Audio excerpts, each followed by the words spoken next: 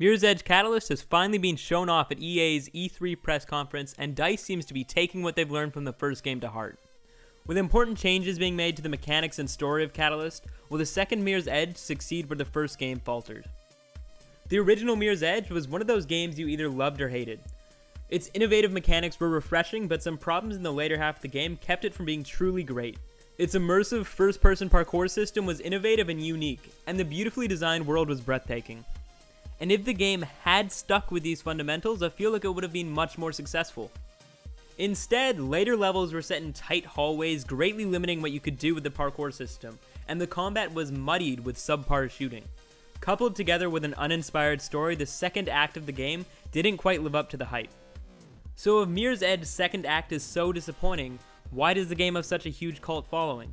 And I think there's two really good reasons for this. One is the game's demo. The demo that was made available prior to the game's retail release was amazing, letting players go through the first level of the game, which was easily one of the game's high points. The city's clean and bright aesthetic was pleasing, and the parkour mechanics in the first level really showed off what the game had to offer. The gun combat was shown off in the demo a little bit, but the level design allowed for players to easily get through using close combat.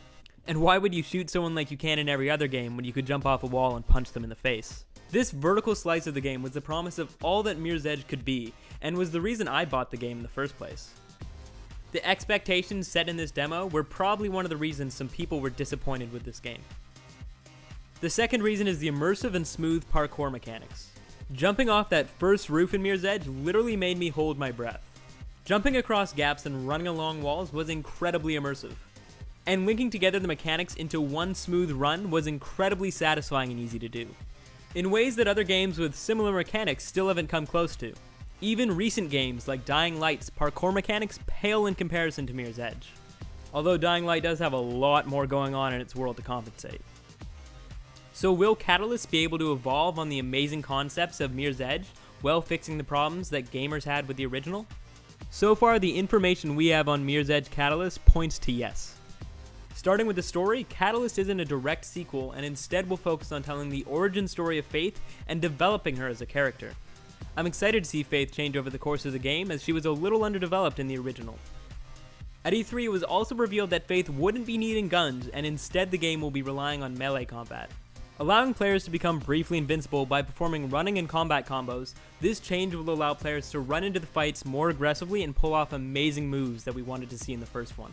Mirror's Edge Catalyst will also be an open world, allowing players to move fluidly in and out of buildings and through the city with no load times. And with side missions scattered throughout the city, players will always have something to do. Faith is also always running in the game. The choice to make Faith's default movement her run will hopefully add to the momentum of the movement system. If you were at all a fan of the first game, it's hard not to be excited for Catalyst.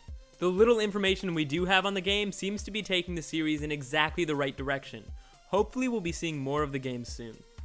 Thanks for watching, and stick around at The Games Outfit for more of our E3 coverage.